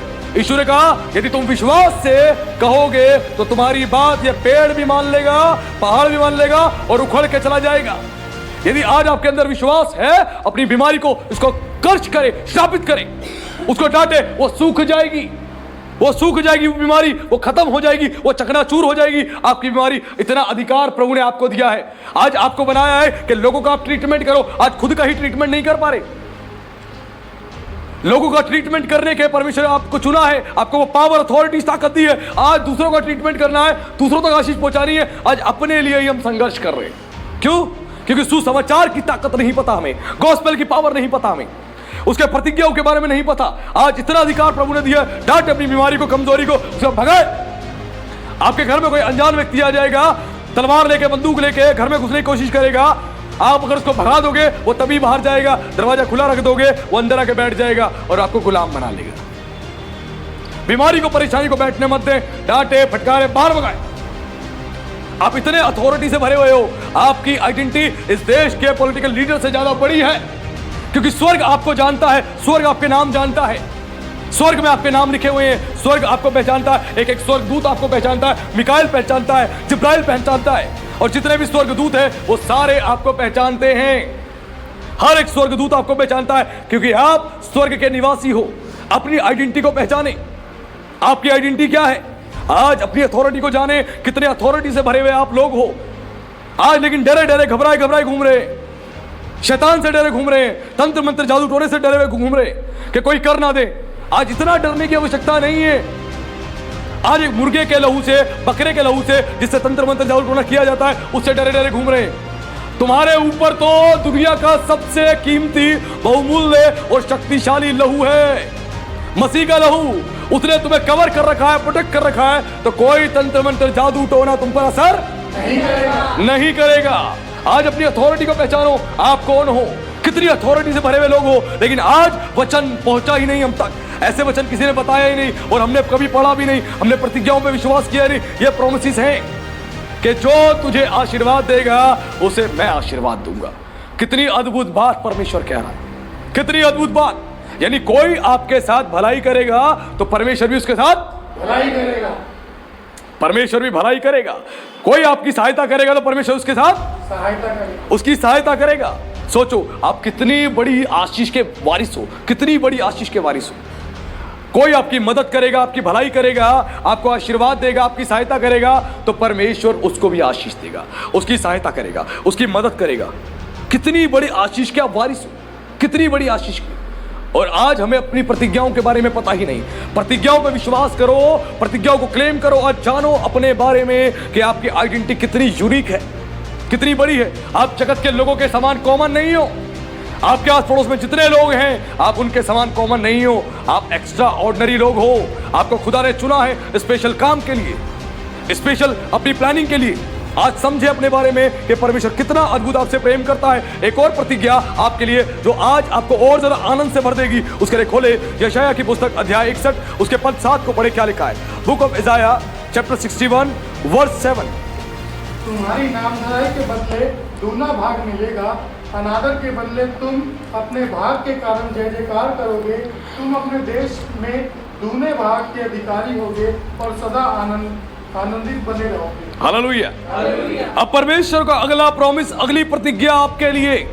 यहाँ पे परमेश्वर कहता है तुम्हारी नाम धराई के बदले तुम्हें दूना भाग मिलेगा। मेरे बेटे, मेरी बेटी, जो तेरी बुराई करता है दुखी मत हो, जो तेरी निंदा करता है दुखी मत हो, जो तुझे सताता है दुखी मत हो।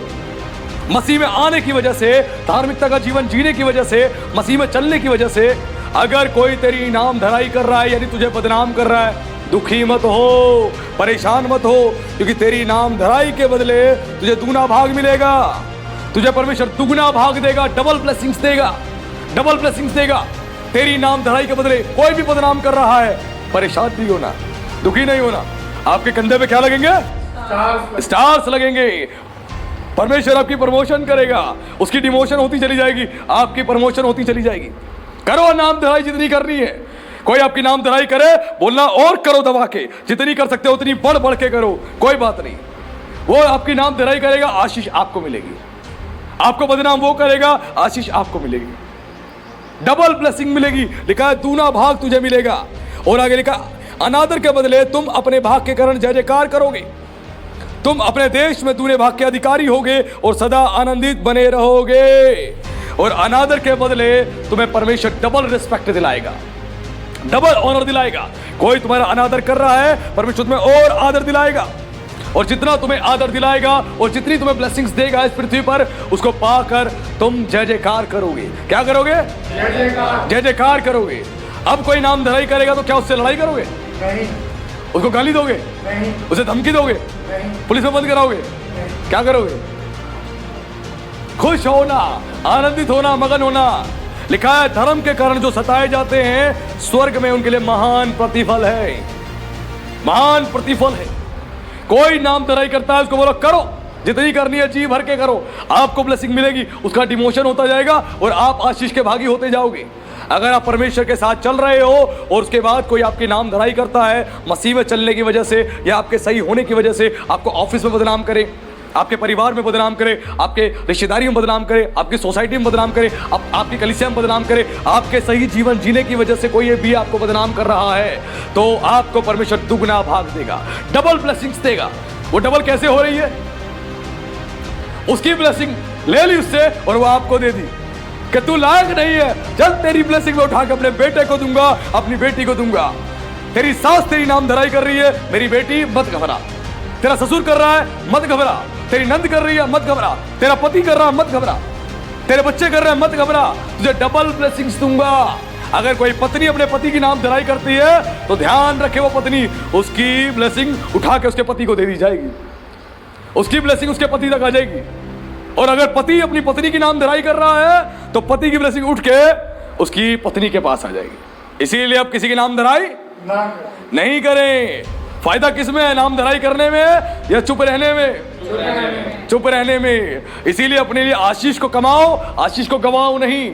आपकी नाम धराई होगी, डबल ब्लेसिंग परमेश्वर देगा और दुगना भाग पाके तुम जय जयकार करोगे और अपने देश में दूने भाग के अधिकारी होगे। और अपने देश में तुम दुगने भाग के अधिकारी होगे। लोग देखेंगे तुम्हारी ग्रोथ को, तुम्हारी डेवलपमेंट को, तुम्हारी उन्नति को लोग देखेंगे पृथ्वी पर और वो देख के हैरान हो जाएंगे कि कितना ये बड़ा आशीष का सोता होता जा रहा है। परमेश्वर इसको ब्लेस करता ही जा रहा है, ये आशीषित होता ही चला जा रहा है। किस कारण? क्योंकि लोग तुम्हारी नाम धराई कर रहे हैं, यानी लोग जब आपको सताते हैं, परेशान करते हैं, उसके पीछे भी परमेश्वर ने आपके लिए ब्लेसिंग रखी है। उसके पीछे भी आपके लिए ब्लेसिंग रखी है। आपको डरने की आवश्यकता नहीं, घबराने की आवश्यकता नहीं। कोई आपके चरित्र की हत्या कर रहा है, मत डरना, मत डरना। आपके लिए ब्लेसिंग्स पीछे रेडी है। अगर आप सही हो, धार्मिकता का जीवन जी रहे हो, आपके लिए ब्लेसिंग्स रेडी है। आप डबल ब्लेसिंग्स को रिसीव करोगे और लोग उस ब्लेसिंग को देखेंगे और आप आनंद के मारे क्या करोगे? जय जयकार करोगे और सदा आनंदित बने रहोगे और परमेश्वर के लिए सदा आनंदित बने रहोगे, क्योंकि परमेश्वर तुम्हें डबल ब्लेसिंग्स को दे रहा है। ये उसकी प्रतिज्ञा है। अब कोई नाम धराई करे, डरना नहीं, घबराना नहीं, परेशान नहीं होना, वरन आनंदित होना और मगन होना, क्योंकि परमेश्वर ने उसके पीछे एक ब्लेसिंग रखी है आपके लिए। यह प्रतिज्ञा आपके लिए, हर एक विश्वासी के लिए, हर एक मसीह के लिए जिसने मसीह यीशु पर विश्वास किया है, अपने जीवन को उसको दिया है, उन सब के लिए प्रतिज्ञाएं हैं। उन सब के लिए, आपके लिए भी है। आपके ऑफिस में कोई सता रहा है, वो देखता रहेगा, आपकी प्रमोशन हो जाएगी, आपके इंक्रीमेंट लग जाएंगे। आपके बिजनेस में कोई आपको परेशान कर रहा है, आप ग्रो होते चले जाओगे, वो देखता रह जाएगा। आपके रिश्तेदारी में आपको बदनाम कर रहे हैं, आपके बच्चे ग्रो होते जाएंगे, आप ग्रो होते जाओगे, वो देखता रह जाएगा। आपकी कलीसिया में कोई बदनाम कर रहा है, आपको परमेश्वर उठाता जाएगा और वो देखता रह जाएगा। ये परमेश्वर की आशीषें हैं आपके लिए, ये उसकी ब्लेसिंग्स है। जितनी नाम धराई उतनी ब्लेसिंग्स, जितनी नाम धराई उतनी ब्लेसिंग। देने दो, नामधराई करने दो, बदनाम करने दो, चिंता मत करना। परमेश्वर आपको ऊंचा करता जाएगा और ऊंचा करता जाएगा और वो देखता रहेगा। पहले यहां देख रहा था, फिर यहां देखेगा, फिर यहां देखेगा और देखते देखते पीछे गिर जाएगा। उसको देखे कितना मैं देखूं, ये तो ऊपर उठता ही जा रहा है, उठता ही जा रहा है, क्योंकि नामधराई वो आपकी कर रहा है, आपको फायदा हो रहा है। ये खुदा की ब्लेसिंग्स है। इसीलिए मैं कहता हूं वचन को, कलाम को समझे, फायदा ही फायदा है। कोई नाम धराई करेगा, आपका दिल नहीं दुखेगा। हाय मेरी सास ने ऐसा कहा, हाय मेरे ससुर ने ऐसा कहा, मेरे पड़ोसी ने ऐसा कहा, उसने ऐसा कहा। दिल को दुखा के नहीं बैठोगे, आप खुश होगे। क्यों? आपकी ब्लेसिंग रेडी हो चुकी है, अब आने वाली है। अब स्वर्ग से वो डिलीवर कर दी गई है, अब आप तक पहुंचेगी, वो डिलीवरी आएगी और उसको पाके आप आशीषित हो जाओगे। ये खुदा की ब्लेसिंग है। एक और वचन पढ़े जो आपको और ज्यादा उत्साहित करेगा। एक और प्रतिज्ञा, निर्गमन उसके 14 के 14। यहोवा आप ही तुम्हारे लिए लड़ेगा, इसलिए तुम चुपचाप रहो। हाँ, अब उसके बाद परमेश्वर क्या करेगा?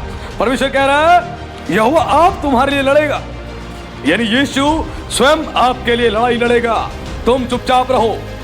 हो सकता है कुछ लोग बड़े पावरफुल हो, चाहे आपका बॉस हो, आपका मैनेजर हो, आपके रिश्तेदार हो, आपके पड़ोसी हो, कोई पॉलिटिकल लीडर हो सकता है बहुत पैसे वाला है, बहुत सोर्स है, पावर है, और वो आपसे लड़ाई लड़ रहा है, बेमतलब में आपको परेशान कर रहा है। परमेश्वर क्या कह रहा है? तू चुपचाप रहे मेरे बेटे, तू देख कुछ बोलेगा तेरी आशीष चली जाएगी, उल्टा मत बोल, तू चुपचाप रहे। परमेश्वर देखो हमें कितना सिखा रहा है कि तू अपनी आशीष मत गवा, चुपचाप रहे। जो तेरी नाम धराई कर रहा है, चुपचाप रहे। तुझे बदनाम कर रहा है, चुपचाप रहे, या वो आप तेरे लिए लड़ेगा। आप, और जब परमेश्वर किसी से लड़ाई लड़ता है तो उसके सामने कोई ठहर पाता है? नहीं। दुनिया का कोई भी बड़े से बड़ा पॉलिटिकल लीडर हो, कोई भी हो, जितना मर्जी बड़ा हो, वो भी परमेश्वर के सामने ठहर नहीं सकता। नबूकदनेस्सर बहुत बुद्धिमान और शक्तिशाली अंपायर था, उसका बहुत शक्तिशाली व्यक्ति था, लेकिन जब परमेश्वर के सामने घमंड किया तो परमेश्वर की बुद्धि को शून्य कर दिया, शून्य कर दिया, और वो जाकर जंगल में घास खा रहा था, घास खा रहा था। जो अच्छा भोजन खाने वाला, बुद्धि और ज्ञान से भरा हुआ व्यक्ति आज वो जंगल में जाके घास खा रहा है। क्यों? परमेश्वर को उसने तुच्छ जाना, परमेश्वर के सामने घमंड किया। इसीलिए कोई भी बड़े से बड़ा पॉलिटिकल लीडर आपका कुछ नहीं कर पाएगा। फिरौन कोई छोटा मोटा व्यक्ति नहीं था, शक्तिशाली, माइटी था, सामर्थी था, कोई छोटा मोटा व्यक्ति नहीं था। मिस्र का जब इतिहास जब पढ़ेंगे, आपको पता लगेगा जितने फैरो होते थे, फैरो एक पोजीशन होती है, राजा की पोजीशन को कहा जाता है, और जितने फैरो बनते हैं, और फिरौन की जो पावर है वो जबरदस्त पावर है, और जबरदस्त उनके पास सेना है, आधुनिक हथियार है उनके पास, और उनके यहाँ तंत्र मंत्र जादू टोना करने वाले एक से एक लोग हैं। और मिस्र का जादू टोना आज तक पूरे विश्व में प्रसिद्ध है, आज तक वो इतना शक्तिशाली था। लेकिन जब परमेश्वर ने लड़ाई लड़नी शुरू करी तो फिरौन ने भी घुटने टेक दिए, घुटने टेक दिए, और खुदा के आगे वो भी नहीं चल पाया, और पीछे से सेना भेज दी मारने के लिए, और उस समुद्र में वो जाके उसकी सेना डूब के मर गई। क्यों? क्योंकि परमेश्वर आपके लिए लड़ रहा था। जब परमेश्वर आपके लड़ेगा तो प्रकृति भी परमेश्वर की बात को सुनेंगे, प्रकृति भी बात सुनेगी। जब परमेश्वर आपकी लड़ाई लड़ेगा, परमेश्वर ने हवा बहाई, समुद्र को दो भाग कर दिया, परमेश्वर ने मेंढक भेज दिए, परमेश्वर ने कई सारी परेशानियां भेज दी। प्रकृति परमेश्वर की आज्ञा का पालन कर रही थी, वो परमेश्वर की सेना है। आंधी, तूफान, जानवर, पशु, हर चीज, और परमेश्वर जिस मर्जी को भेज देगा। और वो आके वो परमेश्वर की ओर से लड़ाई लड़ रहे थे, क्योंकि परमेश्वर ने भेजा। लिखा है तुम चुपचाप रहो, जो तुम्हें सताता है चुपचाप रहो। परसिक्यूटर्स के विपरीत तुम चुपचाप रहो, तो परसिक्यूट कर रहे चुपचाप रहो, यहोवा आप तुम्हारे लिए लड़ेगा। उसको बस केवल उस पर विश्वास रखो और सही टाइम की प्रतीक्षा करो। वो चुपचाप रहने के लिए कह रहा है, तुम मत लड़ना मेरे बच्चों, उनकी नाम धराई नहीं करना, बदनामी नहीं करना, चुपचाप रहो, मैं स्वयं आप उनसे लड़ूंगा। और वचन लिखा, परमेश्वर के बलवंत हाथ में पड़ना बहुत भयानक बात है, बहुत भयानक बात है। यदि कोई परमेश्वर के हाथ में पड़ गया तो परमेश्वर पकड़ के उसको ऐसा उछाल देगा, दिखाई भी नहीं देगा कहां गया वो। परमेश्वर के बच्चों को अगर कोई सताने की कोशिश करेगा, ये परमेश्वर का वचन है, ये उसकी प्रतिज्ञा है, परमेश्वर खुद उससे लड़ाई लड़ेगा, खुद। आज हो सकता है कई लोग जो दुनिया में लड़ाई झगड़ा करते हैं, उनके पीछे बहुत यार दोस्त होते हैं, वो कहते हैं लड़ाई हो गई दोस्त, फटाफट आओ, एक लड़के को मारना है, इतने लोगों को मारना है, यहां पे झगड़ा हो गया। हो सकता है हाथ खड़े कर दे, भाई मैं नहीं आ रहा, तुम्हारी लड़ाई है, तुम खुद देखो। लेकिन परमेश्वर कह रहा है कि तेरे को किसी की सोर्स की आवश्यकता नहीं, किसी पॉलिटिकल लीडर की आवश्यकता नहीं, किसी व्यक्ति की आवश्यकता नहीं, तेरे लिए तो मैं काफी हूं मेरे बेटे, मैं काफी हूं, मैं तेरी लड़ाई लड़ूंगा। वो लड़ाई तेरी नहीं, अब किसकी है? परमेश्वर की है। वो लड़ाई आपकी नहीं है, वो परमेश्वर की है। और जब परमेश्वर आपकी लड़ाई लड़ेगा तो जीतना ही जीतना है।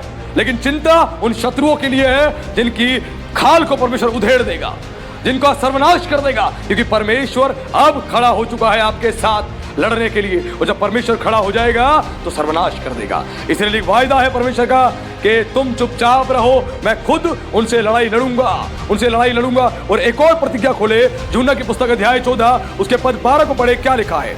Book of John chapter 14 verse 12, एक बड़ी अच्छी प्रतिज्ञा जो परमेश्वर ने अपने लोगों के लिए दी है। मैं तुमसे सच सच कहता हूँ कि जो मुझ पर विश्वास रखता है, ये काम जो मैं करता हूँ वो भी करेगा, और इनसे भी बड़े काम करेगा, क्योंकि मैं पिता के पास जाता हूँ। हालेलुया। अब प्रभु यीशु मसीह ने एक अद्भुत बात बोली। वो स्वयं परमेश्वर था, वो परमेश्वर पुत्र था, और उसने एक अद्भुत बात बोली अपने लोगों के लिए। और यीशु ने कहा, मैं तुमसे सच सच कहता हूँ कि जो मुझ पर विश्वास रखता है, जो यीशु पर विश्वास रखता है, उसकी बात कही जा रही है, यह काम जो मैं करता हूँ वह भी करेगा, वरन इनसे भी बड़े बड़े काम करेगा। यीशु ने कहा जो मुझ पर विश्वास रखता है वो बड़े बड़े काम करेगा, वरन उनसे भी बड़े बड़े काम करेगा जो मैंने किए हैं। जब यीशु मसीह के चेले एक व्यक्ति को बोल रहे थे कि चल यीशु के पास चल, उसने बोला मैं नहीं जा रहा, तो उन यीशु के चेलों ने आके यीशु के पास कंप्लेंट करी कि प्रभु एक व्यक्ति तेरे नाम से दुष्ट आत्मा निकाल रहा है, तेरे नाम से दुष्ट आत्मा निकाल रहा है। हमने कहा चल प्रभु के पास, उसने कहा मैं नहीं जा रहा। यीशु ने कहा जो हमारे विरोध में नहीं है वो हमारे पक्ष में है। वो 12 चेलों के साथ नहीं था, वो व्यक्ति 12 चेलों के साथ नहीं था, केवल यीशु की टीचिंग्स को सुन सुन के विश्वास से भर गया, विश्वास से भर गया। कोई उसका पास्टर बनने के लिए अनॉइंटिंग नहीं किया गया था, अभिषेक नहीं किया गया था, लेकिन यीशु पर विश्वास करते करते वो इतना मजबूत हो गया था यीशु की शिक्षाओं से कि दुष्ट आत्माओं को निकाल रहा था केवल विश्वास के द्वारा। और दुष्ट आत्माएं भी बात सुन रही थी। यीशु ने कहा जो काम मैंने किए, जो मुझ पर विश्वास करता है वो उससे बड़े बड़े काम करेगा, वरन और भी बड़े बड़े काम करेगा। ध्यान रखना, यीशु ने कौन से बड़े बड़े काम किए? यीशु ने मुर्दों को लंगड़ों को चलाया, अंधों को, गूंगों को बुलवाया, और यीशु ने लोगों के जीवन को बदल दिया, और बड़ी बड़ी भीड़ को खाना खिला दिया। यीशु ने अद्भुत काम किया, अद्भुत। यीशु कह रहा तुम क्यों नहीं करोगे? तुम भी खिलाओगे बड़ी भीड़ को खाना, 50,000 की भीड़ को खाना खिलाओगे, तुम भी मुर्दे जिंदा करोगे, तुम भी अंधों को आंखें दोगे, लंगड़े चलेंगे, गूंगे बोलेंगे, तुम्हारे द्वारा वो काम होंगे, वरन जो काम मैंने किया उससे बड़े बड़े काम करोगे। मेरे बेटे, मेरी बेटियों, ऐसा ईश्वर कहां मिलेगा, ऐसा प्रभु कहां मिलेगा जो कह रहा मुझसे बड़े बड़े काम करे, मेरे बच्चे मुझसे बड़े बड़े काम करे। आज संसार का गुरु सोचता है कि मेरा चेला मुझसे बड़ा ना हो जाए, मुझसे ज्यादा प्रसिद्ध ना हो जाए, इसका नाम ना हो जाए। सोचो ये कैसा गुरु था, ये तो कह रहा है मुझसे बड़े बड़े काम तुम करोगे जो मुझ पर विश्वास करते हैं, जो काम मैंने किए उनसे बड़े बड़े काम करोगे, बड़े बड़े काम, अद्भुत काम करोगे। प्रेरित पौलुस एक व्यक्ति को जब एक जगह सुसमाचार सुना रहा था तो कुछ लोग खड़े थे, सुसमाचार सुन रहे थे। एक व्यक्ति खिड़की में खड़ा था, सुसमाचार सुन रहा था, सुनते सुनते वो वहां से गिर गया और नीचे गिर के मर गया। पौलुस ने उसके सर पे हाथ रखा, प्रार्थना करी और जिंदा हो गया। बोला जा, चल वापस जा, और फिर से सुसमाचार सुनाने लगा। इतने अद्भुत काम प्रेरित पौलुस के द्वारा हुए। वचन में लिखा है पतरस की परछाई से लोग चंगे हो रहे थे। पतरस की परछाई से, उसकी परछाई से चंगे हो रहे थे, तो तुम्हारी परछाई से क्यों नहीं होंगे? प्रेरितों के शरीर से रुमाल छुआ के डाले जा रहे थे, लोग चंगे हो रहे थे, बीमार चंगे हो रहे थे, दुष्ट आत्माएं निकल रही थी, तो तुम्हारे द्वारा क्यों नहीं होंगे?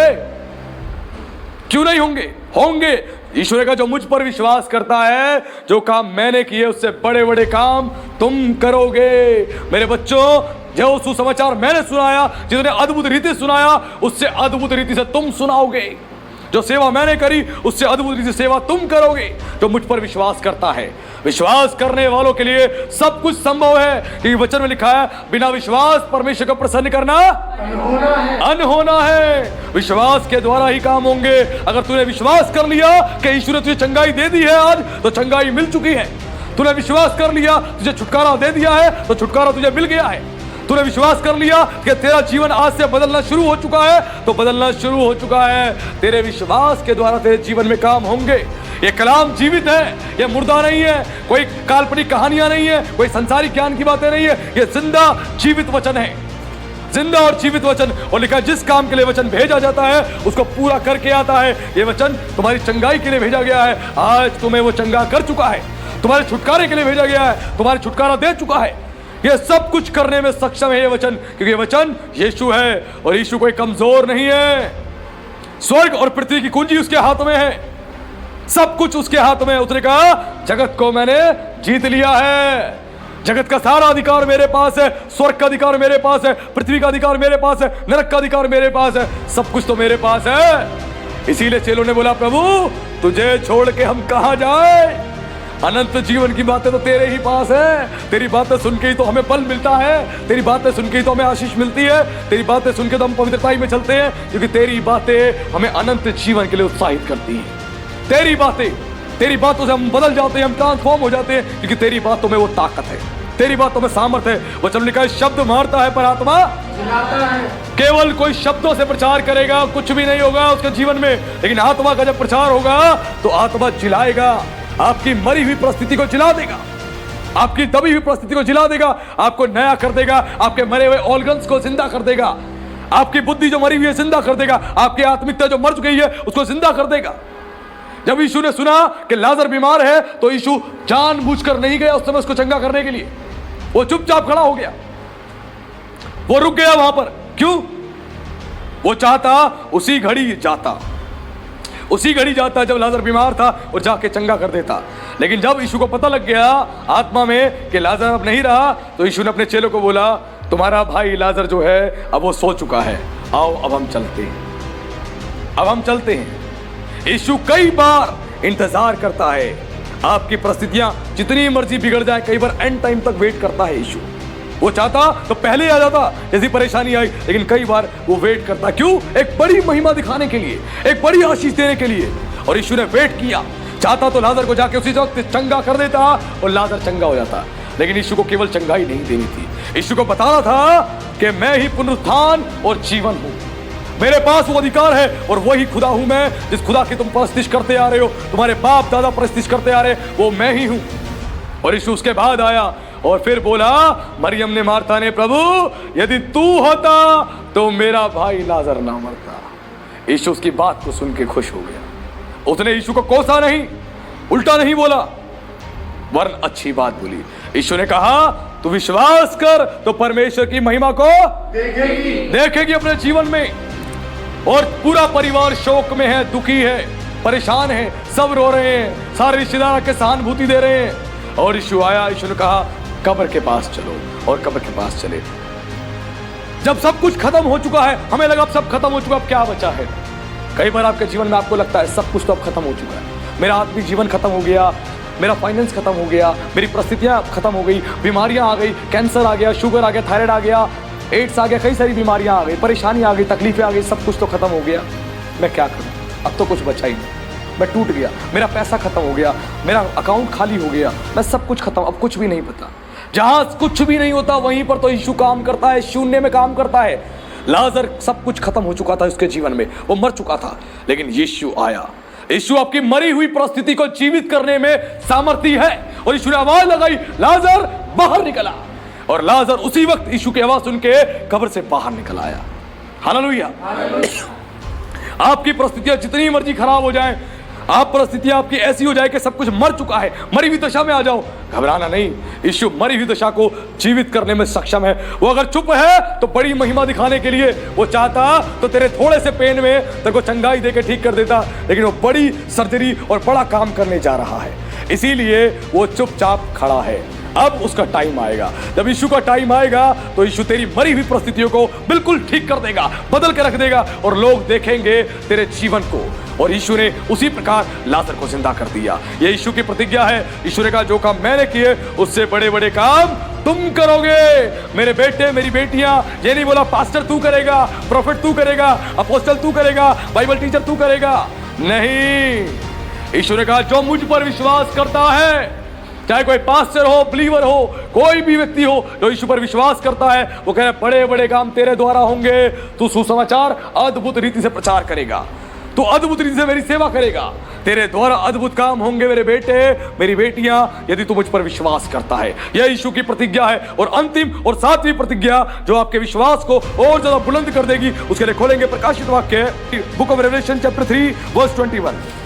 जो कह पाए मैं उसे अपने साथ अपने सिंहासन पर बैठाऊंगा, जैसे मैं भी जय पाकर अपने पिता के साथ उसके सिंहासन पर बैठ गया। हालेलुया। अब यीशु की ये अद्भुत प्रतिज्ञा, आज आपने 7 प्रतिज्ञाएं जानी, ये 7वीं प्रतिज्ञा है। यहाँ लिखा, यीशु ने कहा, जो जय पाए मैं उसे अपने साथ अपने सिंहासन पर बिठाऊंगा। अपने साथ अपने सिंहासन पर, कहां पर? स्वर्ग में, हेवन में, अपने हेडक्वार्टर में, अपने हेड ऑफिस में, ऐसी जगह पर जहां पर दुनिया का हर व्यक्ति आना चाहता है, लेकिन वो ही जाएगा जो यीशु पर विश्वास करता है। देखा, जो जय पाए उसे मैं अपने साथ अपने सिंहासन पर बिठाऊंगा, जैसे मैं भी जय पाकर अपने पिता के साथ उसके सिंहासन पर बैठ गया। यीशु जय पाकर अपने पिता के सिंहासन पर बैठ गया, इसीलिए वो कह रहा है, तुम में से जो भी जय पाएगा इस संसार में, संसार की बातों पर, शैतान पर जो भी जय पाएगा, मेरी आज्ञाओं को जो मानेगा, शरीर की क्रियाओं पर जो जय पाएगा, उसको मैं अपने सिंहासन पर अपने साथ बिठाऊंगा स्वर्ग में। अलग से नहीं बिठाऊंगा, बैठ जा जमीन पर, वहीं बैठा रहे, नहीं। वो इतना महान परमेश्वर है, इतना महान। आज अगर जाओ किसी नेता के यहाँ, नेता बोलेगा, अरे यहाँ बैठो। किसी अमीर के घर में जाओगे, अरे इसको वहां बिठाओ, यहाँ मत बिठाओ, मेरा सोफा मेरा बेड गंदा हो जाएगा, मेरी चेयर गंदी हो जाएगी, वहां बिठाओ। यीशु कह रहा है, नहीं मेरे बेटे मेरी बेटी, तू भी जय पा, तू जय को पा। क्यों? तेरे भीतर मैं हूं तुझे जय दिलाने के लिए। तू मेरा मंदिर है, तुझ में मैं चलूंगा फिरूंगा और मैं तुझे जय दिलाऊंगा। मसीह में जय के उत्सव में, इसीलिए वो हमें लेकर चलता है ताकि हमें जय दिलाए। और जय जब तुम पाओगे, वो कह रहा है, स्वर्ग में मैं तुझे अपने सिंहासन पर बिठाऊंगा। सिंहासन पर जैसे मैं जय पाकर बैठा हूं, वैसे तुझे भी जय पाने के बाद मैं अपने सिंहासन पर बिठाऊंगा। कितना अद्भुत प्रेम है। यानी स्वर्ग में आपके लिए एक सिंहासन रेडी है।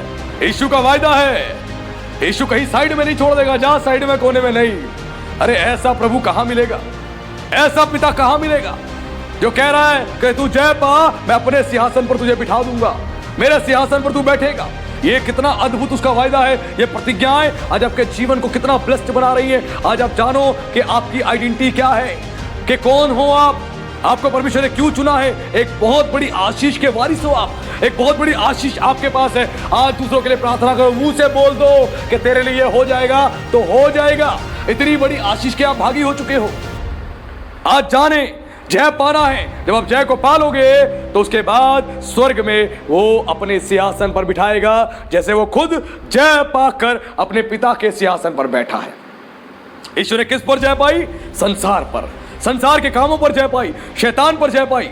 उसने जय पाई, पिता की आज्ञा को मानने में वो जयवंत हो गया। आज वैसे ही जब आप संसार पे, शारीरिक बातों पे, संसार के कामों पर, आप पाप पर, सब पे जय को जब पा लेते हो तो वो अपने सिंहासन पर बिठाएगा। और जय दिलाने के लिए आपको उसने खुद आत्मा के रूप में आपके भीतर प्रवेश कर लिया है। अब ऐसा नहीं कि आपको करना पड़ेगा कर्मों के आधार पे, नहीं, वो खुद आपके भीतर आ गया है। आपके कर्म अच्छे हो जाएंगे, आपकी क्रियाएं अच्छी हो जाएंगी। आप शारीरिक इंसान नहीं, आत्मिक बन के चलोगे, क्योंकि वो आत्मा जो आपके अंदर है वो मसीह का आत्मा है। वो आपको बुराई से रोकेगा, लड़ाई से रोकेगा, नफरत से रोकेगा, गंदे कामों से रोकेगा। उसने आपकी सहायता करने के लिए आज अपना आत्मा दे दिया है। और ये आत्मा आता और जाता नहीं, ये आता है और सदा रहता है आपके साथ। ये आत्मा आपके भीतर आ चुका है। आप जब जय पाओगे वो अपने सिंहासन पर बिठाएगा। आज आपने 7 ऐसी प्रतिज्ञाओं के बारे में जाना जो परमेश्वर ने अपने लोगों के लिए करी हैं, आपके लिए, मेरे लिए, हर एक मनुष्य जाति के लिए जो यीशु पर विश्वास करता है। जब इन प्रतिज्ञाओं को आप विश्वास करोगे, इसको अपने जीवन में विश्वास से रिसीव करोगे, तो परमेश्वर आपके जीवन में अद्भुत काम करेगा। और आज के कलाम से हमने खुदा के अद्भुत प्रेम के बारे में जान लिया कि वो आपसे कितना प्रेम करता है। तो प्रभु का धन्यवाद। प्रभु आप सबको आशीष दे। सभी को जय मसीह की। जय मसीह की। आइए हम लोग आंखें बंद करेंगे, सर को झुकाएंगे, एक छोटी सी प्रार्थना करेंगे। हे सर्वशक्तिमान ईश्वर, हम आपका धन्यवाद करते हैं प्रभु इस सुंदर समय के लिए। मेरे परमेश्वर, आज के कलाम से प्रभु आपने अद्भुत बातें प्रभु अपने बच्चों के साथ कही। मेरे परमेश्वर, आज आपके बच्चों ने आपकी प्रतिज्ञाओं के बारे में जाना। मेरे प्रभु, ये प्रोमिसेस सचमुच शक्तिशाली और सामर्थी है राजा। आज मेरे परमेश्वर, आपके बच्चों ने प्रभु जो आपके कलाम को सुना, आपके प्रतिज्ञाओं के बारे में जाना प्रभु जी, आज जो प्रोमिसेस उन तक पहुंचे हैं, आज ये प्रोमिसेस प्रभु जी, आज आपके बच्चे विश्वास से रिसीव करें और उनके जीवन में अद्भुत काम होने पाए। हे पवित्र आत्मा, मैं हर एक को आपके सामने लाके प्रभु मैं उपस्थित करता हूं। आज हर एक के जीवन में अपने अद्भुत काम करें। आज उनको विश्वास में और ज्यादा बुलंद करें और ज्यादा आगे बढ़ाएं राजा। आज अपने बच्चों को सहायता प्रदान करें, उनकी मदद करें यीशु, ताकि खुदावंद वो आपकी आत्मा से परिपूर्ण होने पाए और आपकी आत्मा की सुन के चलने पाए और उनके जीवन से प्रभु आपकी अद्भुत महिमा बहे। आपका विशेष धन्यवाद। आपने अपने बच्चों को आज के कलाम के द्वारा आशीषित किया। आपका विशेष धन्यवाद करता हूं। मैं सभी को आपके पवित्र हाथों में सौंपता हूं और इस प्रार्थना को जीवित सामर्थी परमेश्वर के पुत्र मसीह यीशु के नाम से मांगता हूं। आमीन।